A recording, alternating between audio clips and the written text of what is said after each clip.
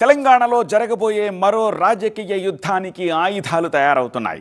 ఈ యుద్ధం జరిగేది గల్లీలోనే అయినా ఢిల్లీకి గట్టిగా వినిపించడం ఖాయం. వచ్చే మున్సిపల్ ఎన్నికల్లో అధికార పార్టీకి అనుకూల తీర్పొస్తే హస్తం పార్టీ మరింత నిశ్చింతగా ఉంటుంది. ఇది మిగిలిన పార్టీల్లో కలవరం సృష్టించవచ్చు. లేదు ఫలితంలో ఏ కాస్త తేడా వచ్చినా బీఆర్ఎస్ అండ్ బీజేపీ మరింత గట్టిగా పిడికిలి బిగించవచ్చు. ఒక విధంగా రాష్ట్ర రాజకీయాల్లో పెను మార్పులకు కారణమయ్యే ఎన్నికలివి. అసెంబ్లీ లోక్సభ ఎన్నికల తర్వాత తెలంగాణలో గట్టి త్రిముఖ పోటీ కనిపించే ఎన్నికలు సైతం ఇవే. జనరల్గా ఇలాంటి లోకల్ వార్లో అధికార పార్టీకే కాస్త అడ్వాంటేజ్ ఉంటుందని చెప్తూ ఉంటారు. కానీ ఫలితాలు అటు ఇటు అయిన సందర్భాలు సైతం ఉన్నాయిగా. అందుకే తెలంగాణ మున్సిపల్ ఎన్నికల్లో ప్రజల తీర్పు ఎటువైపు ఉంటుందో చెప్పలేని పరిస్థితి కనిపిస్తోంది. పల్స్ దొరకని ఈ పరిస్థితే పోరుపై మరింత ఆసక్తిని పెంచుతోంది. ఇంతకీ రాబోయే పురపాలిక నగరపాలిక ఎన్నికల్లో పార్టీల బలాబలాలేమిటి, నేతల వ్యూహాలేమిటి? రేవంత్ సర్కార్ ఈ పరీక్షలో నెగ్గుతుందా? విపక్షాలకు సత్తా చూపించుకునే అవకాశం ఉంటుందా? కంప్లీట్ డీటెయిల్స్ ఇవాల్టి బర్నింగ్ టాపిక్లో.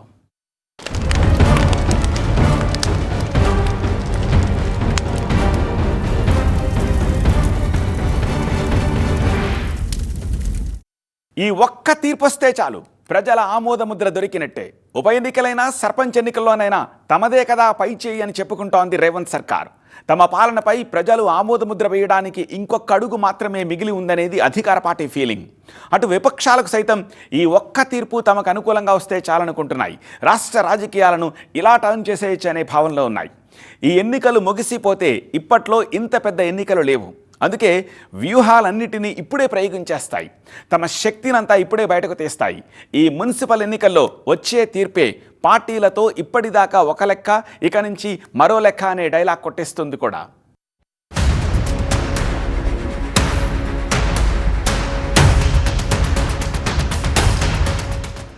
తెలంగాణలో మున్సిపల్ ఎన్నికల షెడ్యూల్ విడుదలైంది. రాష్ట్రంలోని 7 కార్పొరేషన్లు 116 మున్సిపాలిటీలకు ఫిబ్రవరి 11వ తేదీన ఎన్నికలు జరుగుతాయి. మొత్తం 2996 మున్సిపల్ వార్డులకు 8195 పోలింగ్ కేంద్రాల్లో ఎన్నికలు జరుగుతాయి. ఒకవేళ ఎక్కడైనా రీపోలింగ్ పెట్టాల్సొస్తే ఫిబ్రవరి 12న పెడతారు. పోలింగ్ ముగిసిన 2 రోజులకు అంటే ఫిబ్రవరి 13న కౌంటింగ్ ఉంటుంది. ఫిబ్రవరి 16వ తేదీన 116 మున్సిపాలిటీల్లో చైర్మన్, వైస్ చైర్మన్ ఎన్నిక, 7 కార్పొరేషన్లలో మేయర్, డిప్యూటీ మేయర్ ఎన్నిక ఉంటుంది. షెడ్యూల్ విడుదలతో తక్షణమే రాష్ట్ర వ్యాప్తంగా ఎన్నికల కోడ్ అమల్లోకి వచ్చింది. ఈ నెల 28 నుంచి నామినేషన్లు స్వీకరిస్తారు. ఈ నెల 31తో నామినేషన్ల స్వీకరణ గడువు ముగుస్తుంది. 31వ తేదీన నామినేషన్ల స్క్రూట్నీ ఉంటుంది. నామినేషన్ల ఉపసంహరణకు ఫిబ్రవరి 3 చివరి తేదీ. ఎన్నికలు జరిగే మున్సిపాలిటీలు, కార్పొరేషన్లలో మొత్తం 52,43,000 మంది ఓటర్లున్నారు. ఇందులో పురుష ఓటర్ల సంఖ్య 25,62,000, మహిళా ఓటర్ల సంఖ్య 26,80,000, ఇతర ఓటర్ల సంఖ్య 640. సో ఎన్నికలెప్పుడు, ఫలితాలు ఎప్పుడొస్తాయన్న దానిపై ఓ క్లారిటీ వచ్చేసింది. ఇక జరగబోయేదంతా వ్యూహ ప్రతివ్యూహాలే.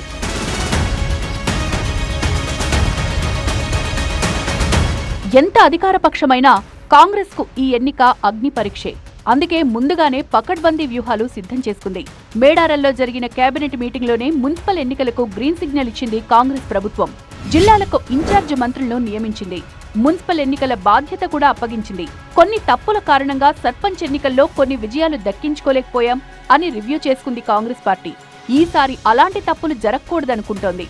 అందుకే ఈసారి మున్సిపల్ ఎన్నికల బాధ్యతలను స్థానిక లీడర్లకు కాకుండా ఏకంగా మంత్రులకే అప్పగించారు.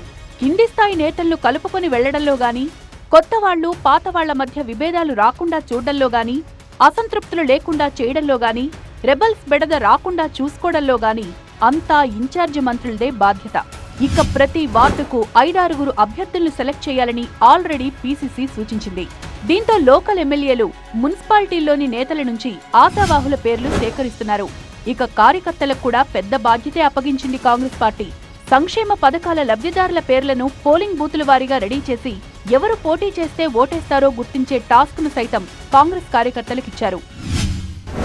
భవిష్యత్తులో జరిగే మున్సిపల్ ఎన్నికల్లో కూడా అంతకంటే పెద్ద స్థాయిలో కాంగ్రెస్ పార్టీకి విజయ అవకాశాలు ఆశీర్వదించి పంపిస్తారు. తప్పనిసరిగా రాష్ట్ర ప్రభుత్వం చేస్తున్న అనేక సంక్షేమ అభివృద్ధి కార్యక్రమాలన్నీ కూడా ఇవన్నీ ఉపయోగపడతాయి. ఒకనాడు మున్సిపల్ ఎన్నికల్లో బీఆర్ఎస్ దే పూర్తి ఆధిపత్యం. ఇప్పుడు అధికారం చేజారడంతో ఇంకాస్త ఎక్కువ ఫోకస్ చేయాల్సిన బరువు బాధ్యత బీఆర్ఎస్ పై పెరిగింది. ఎలాగూ ఎన్నికలు జరగడం ఖాయం కాబట్టి ఏమాత్రం ఆలస్యం చేయకుండా 116 మున్సిపాలిటీలు 7 కార్పొరేషన్లకు స్పెషల్ కోఆర్డినేటర్స్ ను నియమించేసింది బీఆర్ఎస్ పార్టీ. ప్రతి మున్సిపాలిటీకి ఒక సీనియర్ నాయకుడికి ఎన్నికల ఇన్ఛార్జ్ బాధ్యతలు అప్పగించింది. క్షేత్రస్థాయిలో పార్టీ శ్రేణులను ఎన్నికలకు రెడీ చేయడం, ground level reality, political situation బట్టి అప్పటికప్పుడు ఎన్నికల వ్యూహాలు రూపొందించడం, బూత్ లెవెల్ ఏజెంట్లతో సమన్వయం ఈ కోఆర్డినేటర్ల బాధ్యత. అంతేకాదు అభ్యర్థుల ఎంపికలోనూ వీరిదే కీ రోల్. గెలుపు అవకాశాలు ఎవరికున్నాయో గుర్తించడం, ఎప్పటికప్పుడు రిపోర్ట్స్ అధిష్టానానికి పంపించడం కూడా ఈ కోఆర్డినేటర్ల బాధ్యతే. కాకపోతే అభ్యర్థిని నిలబెట్టే ముందు సర్వేలు కూడా చేయిస్తామంటోంది బీఆర్ఎస్ అధిష్టానం. సర్వేలు, అభ్యర్థి బలం ఆధారంగానే అభ్యర్థులను ఫైనల్ చేస్తామని స్వయంగా కేటీఆర్ ప్రకటించారు. ఇవన్నీ కూడా మేము చేసిన చెప్తాం, వీళ్ళు వైఫల్యాలు చెప్తాం. తప్పకుండా మంచి ఫలితాలు సాధించబోతా ఉన్నాం. కాంగ్రెస్ ప్రభుత్వం, ముఖ్యంగా రేవంత్ రెడ్డి గారి నాయకత్వంలో జరుగుతున్న ప్రభుత్వం పూర్తిగా కుంభకోణంలో కూరుకుపోయినది, పూర్తిగా అవినీతిలో కూరుకుపోయినది. ప్రజలకు అందుబాటులో నాయకుడు లేదు. ఈ కాంగ్రెస్ పార్టీ మంత్రులు ప్రజల్లోకి వెళ్తే తిరగబడుతున్నారు వాళ్ళ పార్టీ ఎమ్మెల్యేల పైన కానీ మంత్రుల పైన కానీ. ఇది ఈరోజు రాష్ట్రంలో ఉన్నటువంటి వాతావరణం. కాబట్టి ఈ సందర్భంలో ఎలక్షన్స్ రావడం తప్పకుండా బీఆర్ఎస్ పార్టీకి కలిసి వస్తుంది. మంచి సీట్లు సాధించబోతా ఉన్నాం. ఇక బీజేపీ ఆశలన్నీ ఈ మున్సిపల్ ఎన్నికలపైనే. పట్టణ ప్రాంతాల్లో తమకు ఓటర్ బేస్ ఉందని చెప్పుకుంటోంది బీజేపీ. పైగా 3 ఎమ్మెల్సీలు గెలుచుకుంది.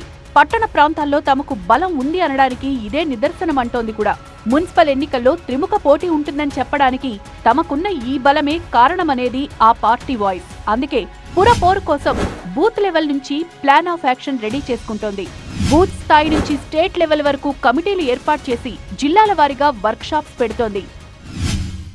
ప్రతి మున్సిపల్ వార్డు నుంచి పోటీ చేసేటువంటి అభ్యర్థుల పేర్లను సేకరించడం ప్రథమ దశలో జరిగింది. అంటే ఆల్టర్నేటివ్ గా భావిస్తున్నటువంటి బీజేపీకి అన్ని వార్డులలో పోటీకి అభ్యర్థులు ఉన్నారా? ఏ విధమైన గ్రౌండ్ ప్రిపరేషన్ మీరు చేస్తున్నారు? మీరు ఎందుకు లేరు అనుకుంటున్నారు? మేము ఇద్దరం కలిసి తిరిగినామంటే కథమవుతుంది మొత్తం అపోజిషన్. మున్సిపల్ ఎన్నికలు తిరగబోతున్నారా? మున్సిపల్ తిరుగుతాం కూడా. ఎన్ని స్థానాలు గెలుస్తాయి అనుకుంటున్నారు? కాంగ్రెస్ కి బీఆర్ఎస్ కి దీటైన జవాబు ఇస్తారు? లేదు, బీఆర్ఎస్ అయితే లేదు, ఆయన దగ్గర లేదు, నా దగ్గర లేదు. No BRS. మా దగ్గర కాంగ్రెస్ కంటే ఎక్కువ గెలుస్తుంది. మెయిన్ గా బీజేపీ ఫోకస్ అంతా బూత్ లెవెల్ పైనే ఉంది. అక్కడ బలపడకపోతే ఎన్ని వ్యూహాలతో వెళ్లినా టైం వేస్టే, ఎనర్జీ వేస్ట్, స్ట్రాటజీ వేస్ట్ అనే ఆలోచనతో ఉంది. అందుకే క్యాడర్ ను యాక్టివ్ చేసేందుకు ఎన్నికల ఇన్ఛార్జీలను నియమించింది. మహారాష్ట్ర మంత్రి ఆశిష్ షెలార్ ను ఎన్నికల ఇన్ఛార్జిగా నియమించింది బీజేపీ. ఎన్నికల కో ఇన్ఛార్జీలుగా రాజస్థాన్ బీజేపీ మాజీ అధ్యక్షుడు అశోక్ పర్నామి, రాజ్యసభ ఎంపీ రేఖా శర్మను నియమించారు. ప్రతి మున్సిపాలిటీకి ఒక ఇన్ఛార్జి నియమించి ఇన్ఛార్జీల ఆధ్వర్యంలో ఎన్నికల కోఆర్డినేటర్లను పెట్టి గ్రౌండ్ లెవెల్ నుంచి రోజువారీ రిపోర్ట్స్ వచ్చేలా ఓ కసరత్తు చేస్తోంది. అయితే బలహీనంగా ఉన్న ప్రాంతాలపై మరింత ఫోకస్ పెట్టాలని ఢిల్లీ పెద్దల నుంచి ఆదేశాలు వచ్చినట్టు చెప్పుకుంటున్నారు. అధికారంలోకి వచ్చి 2 ఏళ్లైంది కాబట్టి ఇక 10 ఏళ్ల బీఆర్ఎస్ పాలనకు, కాంగ్రెస్ సర్కార్ పాలనకు పోలిక చూడడం మొదలు పెడతారు జనం. వాళ్ళు చేసిందెంత, వీళ్ళు చేస్తున్నదెంత అని చూస్తారు. కాకపోతే ఈ మున్సిపల్ ఎన్నికలు మాత్రం దాదాపుగా అసెంబ్లీ ఎన్నికలను తలపించేంత రేంజ్లో ఆ స్థాయి టాపిక్స్తో నడవబోతోంది. ఫోన్ ట్యాపింగ్, జిల్లాల మార్పు చేర్పులు, సింగరేణి కోల్ స్కామ్, ఉపాధి హామీ పథకం పేరు మార్పు, ఇలాంటి అంశాల చుట్టూ క్యాంపెయినింగ్ రెడీ చేసుకుంటున్నాయి పార్టీలు. తెలంగాణ హాట్ టాపిక్ అంశాలు రెండే. ఒకటి ఫోన్ ట్యాపింగ్ కేసులో విచారణ, మరొకటి సింగరేణి స్కామ్. ఈ 2 అంశాలు సైతం రేపొద్దున్న మున్సిపల్ ఎన్నికల అంశంగా మారబోతున్నాయి. ఫోన్ ట్యాపింగ్ కేసులో చాలా దూకుడుగా వెళ్తోంది కాంగ్రెస్ పార్టీ. ఇప్పటికే హరీష్ రావును, కేటీఆర్ ను పిలిచి ప్రశ్నించిన సిట్ మాజీ ఎంపీ జోగినేపల్లి సంతోష్ కుమార్ ను కూడా విచారించింది. దీంతో ఫోన్ ట్యాపింగ్ కేసులో కేసీఆర్ కుటుంబం మొత్తం ఎందుకు ఇరుక్కున్నారో సమాధానం చెప్పాలనే పాయింట్ ను హైలైట్ చేస్తోంది. ఫోన్ ట్యాపింగ్ వెనుక కేసీఆర్ కుటుంబం మొత్తం ఎందుకుందో చెప్పాలంటోంది. ఈ కేసు నుంచి మిమ్మల్ని మీరు ఏ విధంగా కాపాడుకుంటారో చూడాలంటూ స్టేట్మెంట్ కూడా వచ్చింది కాంగ్రెస్ పార్టీ నుంచి. కేవలం రాజకీయ అస్తిత్వం కోసమే పోరాడుతున్న బీఆర్ఎస్ పార్టీ అట్లీస్ట్ ఈ పురపాలక సంఘాల్లోనైనా వాళ్ళ యొక్క ప్రాధాన్యతను పెంచుకోవాలనుకుంటున్న బీజేపీకి శరాఘాతమవుతుంది. ఎందుకంటే ఒక్క పైసా దేని బీజేపీ గతంలో మున్సిపాలిటీలను ఏ విధంగా విధ్వంసం చేసిండ్రో బీఆర్ఎస్ని ప్రజలు తలుచుకుంటున్నారు. కాబట్టి రేపటి మున్సిపాలిటీస్ అంతా కూడా రేవంత్ రెడ్డి గారి నాయకత్వం మీద నమ్మకంతో కాంగ్రెస్ పార్టీకి అనుకూలంగా రావడానికి ఎక్కువ మాకు స్కోప్ ఉన్నది. అయితే సరిగ్గా ఈ సమయంలోనే సింగరేణి స్కామ్ బయటకొచ్చింది. దీన్ని గట్టిగానే హైలైట్ చేస్తోంది బీఆర్ఎస్ పార్టీ. మున్సిపల్ ఎన్నికల వేళ ఈ ఇష్యూకి మరింత హైప్ తీసుకొచ్చే వ్యూహంతో గవర్నర్ను కూడా కలిసొచ్చారు కేటీఆర్ అండ్ టీం. సింగరేణిలో జరుగుతున్న దోపిడీపై ఆధారాలు సైతం అందజేశామని చెప్పుకొచ్చారు కేటీఆర్. కేబినెట్ మొత్తం ఈ స్కామ్ లో ఉందనేది కేటీఆర్ ఆరోపణ.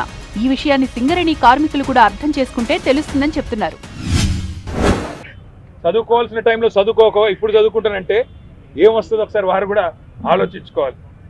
మీరు 10 కోట్ల రూపాయలు సింగరేణి సంస్థకు సంబంధించిన నిధులు దుర్వినియోగం చేసి మీరు ఫుట్బాల్ ఆటకి ఈ రాష్ట్ర ప్రజలతో మీరు ఎలాగో ఫుట్బాల్ ఆడుతున్నారు, కానీ సింగరేణి సంస్థతో కూడా ఫుట్బాల్ ఆడుతూ 10 కోట్ల రూపాయలు దుర్వినియోగం చేసి ఈరోజు ఆ సంస్థకి తీరని అన్యాయం చేసింది ఇవాళ రేవంత్ రెడ్డి గారు. నేను అడుగుతున్న బట్టి గారు, కొంతమందికే సైట్ విజిట్ సర్టిఫికెట్లు ఎందుకు ఇచ్చారు, మిగతా వాళ్ళకి ఎందుకు ఇవ్వలేదు?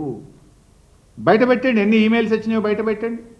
ఎంతమంది సైట్ విజిట్ చేసిండ్రు, ఎంతమంది సర్టిఫికెట్లు ఇచ్చిండ్రో బయట పెట్టండి. ఇందులో ఏమున్నది? బట్టలకే వాషింగ్ మిషన్కు సైట్ విజిట్ సర్టిఫికెట్ ఉంది, డిఫెన్స్ వాళ్ళు ఇచ్చిండ్రు, నేను సింగరేణిలో ఓబీ బ్లాక్ పెట్టేంది అంటాడు. ఎక్కడున్నా అందులో ఓబీ బ్లాక్ ఉందా? నువ్వు చూపించిన దాంట్లో దయచేసి మీరు. బట్ లేని బొగ్గు స్కామ్ ను మాజీ మంత్రి హరీష్ రావు క్రియేట్ చేశారనేది కాంగ్రెస్ ఇస్తోన్న కౌంటర్. ఫోన్ ట్యాపింగ్ లో గానీ 10 ఏళ్ల అధికారంలో కేసీఆర్ కుటుంబం చేసిన తప్పులకు గానీ సమాధానం చెప్పుకోలేక ఇలా రోజుకో కొత్త డ్రామా మొదలు పెట్టారనేది కాంగ్రెస్ సమాధానం. ఆడ స్కామ్ అనేది ఉంటే కదా స్కామ్ మీద విచారణ జరగదు. నేనే చెప్పే ముందు మీరు తొందరగా రాసి ఇవ్వండి, నేనే చేపించేస్తాను అని. అది పిచ్చి మాటలు, ఏదో రాజకీయంగా వాళ్ళ ఉనికి కాపాడుకోవటం కోసం మాట్లాడేటువంటి అంశాలు. Phone tapping, Singareni coal scam తో పాటు జిల్లాల మార్పును కూడా ఒక ఎన్నికల అంశంగా మార్చుతున్నారు. మెయిన్ గా జిల్లాల మార్పును బీఆర్ఎస్ హైలైట్ చేస్తోంది. సర్వాయి పాపన్న పేరు మీద జనగామను జిల్లా చేస్తామంటున్న కాంగ్రెస్ ప్రభుత్వం మరోవైపు జిల్లాను తొలగిస్తామని చెప్తోందని కామెంట్ చేశారు కేటీఆర్. అయితే జిల్లాల మార్పు అనేది కేవలం బీఆర్ఎస్ సృష్టి అని కొట్టిపారేస్తోంది కాంగ్రెస్ పార్టీ. మున్సిపల్ ఎన్నికల్లో ఓట్ల కోసం లేని అంశాలను తెరమీదకు తెచ్చి కేటీఆర్, హరీష్ రావు పబ్బం గడుపుకోవాలని చూస్తున్నారని కామెంట్ చేస్తోంది. లేని బొగ్గు స్కామ్ తో హరీష్ రావు, జిల్లాల మార్పు పేరుతో కేటీఆర్ డ్రామాలు క్రియేట్ చేస్తున్నారని కాంగ్రెస్ పార్టీ విరుచుకుపడుతోంది. మున్సిపల్ ఎన్నికల్లో బీజేపీ అడ్వాంటేజ్ ఉండొచ్చన్న కోణంలో ఆ దిశగాను వ్యూహాలు సిద్ధం చేసుకుంది కాంగ్రెస్. మెయిన్ గా ఉపాధి హామీ పథకం పేరు మార్పును ప్రజల్లోకి ఎక్కువగా తీసుకువెళ్లాలి అనుకుంటోంది. ఇది కేవలం పేరు మార్పు కాదు, ఆ పథకాన్ని ఎత్తివేయడానికి చేస్తోన్న ప్రయత్నమని చెప్పాలనుకుంటోంది. 28 నుంచి 31వ తేదీ వరకు పలు జిల్లాల్లో సభలు కూడా పెడుతోంది. అయితే ఉపాధి హామీ పథకంలో పేరు మార్పు తప్ప మిగతా అంతా సేమ్ టు సేమ్ అనే కౌంటర్ యాక్షన్ కు దిగింది బీజేపీ. అయినా అది గ్రామీణ పథకం కాబట్టి, ఇప్పుడు జరిగే ఎన్నికలు పట్టణాల్లో, నగరాల్లో కాబట్టి ఆ ఇష్యూ ఏమంత ఎఫెక్ట్ చూపించదన్న ధీమాతోనూ ఉంది బీజేపీ. తెలంగాణలో అధికార మార్పిడి తర్వాత జరుగుతోన్న అతిపెద్ద పట్టణ స్థానిక సంస్థల ఎన్నికలివి. రాష్ట్రంలోని పట్టణ ప్రాంతాల్లో ఎవరి బలం ఎంతుందో తెలిసే ఛాన్స్ రాలేదు. గ్రేటర్ హైదరాబాద్ పరిధిలో జరిగిన బై ఎలక్షన్స్లో కాంగ్రెస్ గెలిచినా మిగతా ప్రాంతాల్లో పార్టీ పరిస్థితి ఏమిటో తెలియదు. సేమ్ టు సేమ్ బీఆర్ఎస్ పరిస్థితి కూడా. ఒకప్పుడు పట్టణ నగర ప్రాంతాల్లో బీఆర్ఎస్ క్లీన్ స్వీప్, ఇప్పుడు మాత్రం డూ ఆర్ డై సిచ్యువేషన్. ఇటు బీజేపీకి సైతం ఇది అగ్ని పరీక్షే. అసెంబ్లీ, లోక్సభ, ఎమ్మెల్సీ ఎన్నికల్లో పెరిగిన ఓట్ బ్యాంకును ఈ ఎన్నికల్లోనూ చూపించాల్సి రావడం అతిపెద్ద టాస్క్. ఈ మున్సిపల్ ఎన్నికలు రాష్ట్ర రాజకీయాల్లో పెను మార్పులకు కారణమవుతాయా? ఫలితాలు ఎలా వచ్చినా, ఎవరికి అనుకూలంగా ఉన్నా జరిగేది ఇదే. అసెంబ్లీ ఎన్నికల తర్వాత జరిగిన లోక్సభ ఎన్నికల్లో కాంగ్రెస్, బీజేపీ చెరిసగం సీట్లు పంచుకున్నాయి. ఆ తర్వాత జరిగిన ఎమ్మెల్సీ ఎన్నికల్లో అధికార పార్టీ కాంగ్రెస్ కు బీజేపీ షాక్ ఇచ్చింది. 2 బై ఎలక్షన్స్ లో బీఆర్ఎస్ సిట్టింగ్ సీట్లను కైవసం చేసుకుని పట్టణ ఓటర్లలోనూ కాంగ్రెస్ కు బలం ఉందని నిరూపించుకుంది కాంగ్రెస్. మొన్న జరిగిన సర్పంచ్ ఎన్నికల్లో ఎవరి లెక్కలు వారుకున్నాయి. 90% సర్పంచ్ స్థానాలు గెలుచుకున్నామని కాంగ్రెస్, 40% సర్పంచులను గెలిపించుకున్నామని బీఆర్ఎస్. ఆ 2 పార్టీలకు షాక్ ఇచ్చామని బీజేపీ. ఇలా ఒక్కొక్కరు ఒక్కో వాదనతో ప్రజల ముందుకొచ్చాయి. కానీ ఇప్పుడు జరిగే ఎన్నికలు పార్టీల గుర్తులపై జరిగేవి. అందున బ్యాలెట్ పద్ధతిలో జరుగుతాయి. సో ఎవరికీ ఎలాంటి అనుమానాలు లేని ఫలితాలు వస్తాయి ఈ మున్సిపల్ ఎన్నికల్లో. అందుకే ప్రతి పార్టీకి ఈ ఎన్నికలు అత్యంత కీలకం. ప్రధానంగా రేవంత్ సర్కార్కి అతిపెద్ద పరీక్ష ఈ మున్సిపల్ ఎన్నికలు. ఇచ్చిన హామీలు, అమలవుతున్న పథకాలతో గ్రామీణ ప్రాంతాల్లో చాలా బలంగా ఉన్నామనేది కాంగ్రెస్ పార్టీ వాదన. మరి పట్టణ ప్రాంతాల్లో పార్టీపై ఎలాంటి ఒపీనియన్ ఉందో తెలియదు. విమర్శలు, ఆరోపణల కంటే అభివృద్ధి మంత్రమే ఎక్కువగా పనిచేస్తుంది. 10 ఏళ్ల బీఆర్ఎస్ హయాంలో జరిగిన డెవలప్మెంట్ను, ఈ 2 ఏళ్లలో కాంగ్రెస్ పార్టీ చేసిన అభివృద్ధిని పట్టణ ఓటర్లు కంపేర్ చేసి చూసే సమయం ఇది. అందుకే రేవంత్ సర్కార్కి ఇది పెద్ద పరీక్ష. పైగా కొత్తగా ఏర్పాటు చేసిన ఫ్యూచర్ సిటీ కమిషనరేట్ పరిధిలోనూ ఎన్నికలు జరుగుతున్నాయి. అందుకే సీఎం రేవంత్ రెడ్డికి కూడా ఇది పరీక్షే. బట్ పట్టణ ఓటర్లే టార్గెట్గా కొంతకాలంగా గ్రౌండ్ వర్క్ చేసుకుంటూ వెళ్తోంది అధికార కాంగ్రెస్ పార్టీ. మున్సిపాలిటీల్లో అధికార ముద్ర వేసేందుకు, సంక్షేమంతో పాటు అభివృద్ధి కూడా చేస్తున్నామని చూపేందుకు ప్రారంభోత్సవాలను సెలెక్ట్ చేసుకున్నారు. ఫిబ్రవరి 2వ వారంలో ఎన్నికలు జరుగుతాయని ప్రభుత్వానికి ఓ అంచనా ఉంది కాబట్టి నోటిఫికేషన్కు ముందే ఎన్నికలు జరగనున్న అన్ని మున్సిపాలిటీల్లో అభివృద్ధి పనులకు అవసరమైన నిధులు కేటాయించారు. ఆగ మేఘాల మీద పనులకు శంకుస్థాపన చేశారు. మున్సిపల్ ఎన్నికలకు సంబంధించి ఈసారి సీఎం మంత్రులకు లోక్సభ నియోజకవర్గాల వారీగా బాధ్యతలు కేటాయించారు. సో అభివృద్ధి పనులను ఆయా ఇన్ఛార్జి మంత్రులు దగ్గరుండి మరీ ప్రారంభించారు. ఆ కార్యక్రమాల్లో ఆయా శాఖల మంత్రులతో పాటు ఎన్నికల ఇన్ఛార్జి మంత్రులు కూడా పార్టిసిపేట్ చేశారు. దీంతో ఎన్నికలు జరిగే పట్టణాలు, నగరాల్లో అధికార పార్టీ హడావిడి కొన్ని రోజులుగా కనిపిస్తూనే ఉంది. ఇక బీఆర్ఎస్ పరిస్థితి మరోలా ఉంది. 2020 జనవరిలో జరిగిన మున్సిపల్ ఎన్నికల్లో 120 మున్సిపాలిటీలు, 9 కార్పొరేషన్లకు ఎన్నికలు జరిగితే అప్పటి అధికార పార్టీ అయిన బీఆర్ఎస్ దాదాపుగా క్లీన్ స్వీప్ చేస్తూ 109 మున్సిపాలిటీలను, మొత్తం 9 కార్పొరేషన్లను కైవసం చేసుకుని రికార్డు సృష్టించింది. అప్పట్లో కాంగ్రెస్ పార్టీ కేవలం 4 మున్సిపాలిటీల్లో మాత్రమే గెలిచింది. ఇప్పుడు ఆ ఫలితాన్ని రిపీట్ చేయాల్సిన ఒత్తిడిలో ఉంది బీఆర్ఎస్. అంతేకాదు, అప్పట్లో గెలిచిన కొన్ని మున్సిపాలిటీలు, కార్పొరేషన్లు ఇప్పుడు ఏకంగా జిల్లా కేంద్రాలుగా మారాయి. సో ఇప్పుడు మళ్లీ గెలిస్తేనే ఆ జిల్లాలపై పట్టు సాధించినట్టు అవుతుంది. సో బీఆర్ఎస్ కు ఇవి అగ్ని పరీక్ష లాంటి ఎన్నికలే. పైగా బీఆర్ఎస్ మళ్లీ గట్టిగా పుంజుకోవాలి అంటే ఈ ఎన్నికలే కీలకం. గ్రేటర్ పరిధిలో జరిగిన కంటోన్మెంట్, జూబ్లీహిల్స్ ఉప ఎన్నికల్లో ఓడినా రాష్ట్రంలోని మిగతా పట్టణ ప్రాంతాల్లో బలం ఉందని నిరూపించుకోవాల్సిన సమయం ఇది. పార్టీ క్యాడర్లో కాన్ఫిడెన్స్ రావాలన్నా సరే ఈ ఎన్నికలే కీలకం. పైగా మున్సిపల్ ఎన్నికల తర్వాత వెంటనే జీహెచ్ఎంసీ ఎన్నికలు జరుగుతాయని బీఆర్ఎస్ పార్టీనే చెప్తోంది. సో రాష్ట్రంలోని పట్టణ, నగర ప్రాంతాల్లో వచ్చే ఆ ఫలితాలే జీహెచ్ఎంసీ రిజల్ట్స్ ను ప్రభావితం చేస్తాయి. అందుకే ఈ ఎన్నికల్లో గెలిచి నిలవాల్సిన పరిస్థితి బీఆర్ఎస్ది. ఇక బీజేపీది కూడా టఫ్ సిచ్యువేషనే. ఒక రకంగా బీఆర్ఎస్ కంటే కూడా పట్టణ ప్రాంతాల్లో తమకే ఎక్కువ ఓటు బ్యాంక్ ఉందని చెప్పుకుంటోంది బీజేపీ. ఇప్పటిదాకా జరిగిన ఎన్నికల కంటే కూడా మున్సిపల్ ఎన్నికలు, త్వరలో జరగబోయే జీహెచ్ఎంసీ ఎన్నికలే బీజేపీకి అత్యంత కీలకం కూడా. సిటీ ఓటరు బీజేపీ పక్షమే అని చెప్పుకోవడం కాదు, చేతల్లో నిరూపితం అవ్వాలంటే గెలిచి తీరాల్సిందే. గత మున్సిపల్ ఎన్నికల్లో బీఆర్ఎస్ దాదాపుగా క్లీన్ స్వీప్ చేసినప్పటికీ ఆమన్గల్, తుక్కుగూడ మున్సిపాలిటీల్లో జెండా ఎగరేసింది బీజేపీ. ఇప్పుడు కూడా టౌన్లలో తమ ఓటు బ్యాంకు చెక్కు చెదరలేదని నిరూపించుకోవాల్సిన బాధ్యత బీజేపీపై ఉంది. ప్రధానంగా కరీంనగర్, నిజామాబాద్, మహబూబ్ నగర్ కార్పొరేషన్లు బీజేపీకి కీలకంగా మారాయి. ఒకవేళ మున్సిపాలిటీల్లో చెప్పుకోదగ్గ స్థానాలు కైవసం చేసుకోలేకపోతే పట్టణాల్లో బీజేపీ గ్రాఫ్ పడిపోవడానికి అదొక సంకేతంగా మారుతుందనే వాదనలు ఉన్నాయి.